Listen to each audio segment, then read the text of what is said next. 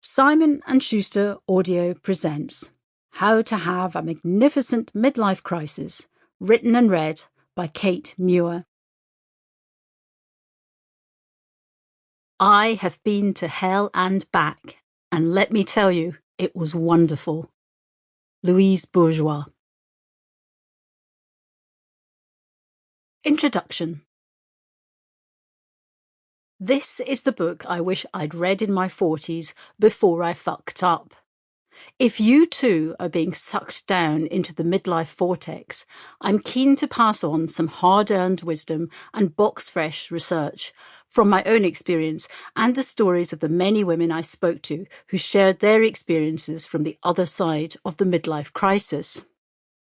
To start, let's be clear on what we mean by crisis and why it's so essential we all have one, and a magnificent one at that.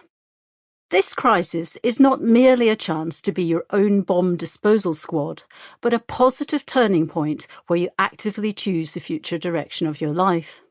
Midlife is not a time of decline, but of transformation and reformation.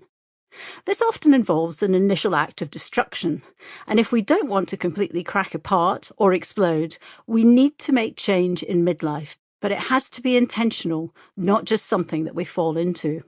As one of my friends said when I started writing this, we are always becoming. Let's own that. Historically, men have owned the midlife crisis as both a joke and a life stage. Women haven't really had a look in until recently. I found the perfect quote on this from Miranda July's deliciously perverse perimenopause novel, All Fours. Her female narrator ponders, maybe midlife crises were just poorly marketed. Maybe each one was profound and unique, and only it was a few silly men in red convertibles that gave them a bad name. I imagined greeting such a man solemnly.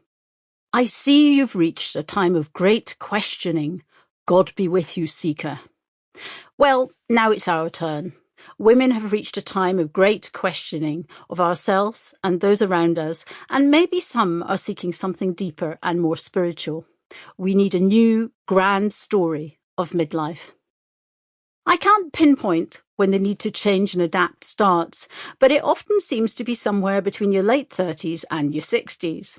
Inevitably, the midlife crisis boils up and bursts messily when you least expect it, an emotional stealth bomber. For some people, there can be 2 or even 3 midlife crises. For others, it's more of a transition, a subtle, secret series of sleeping policemen, bumps to overcome on the road to somewhere calmer, more creative. Sample complete. Ready to continue?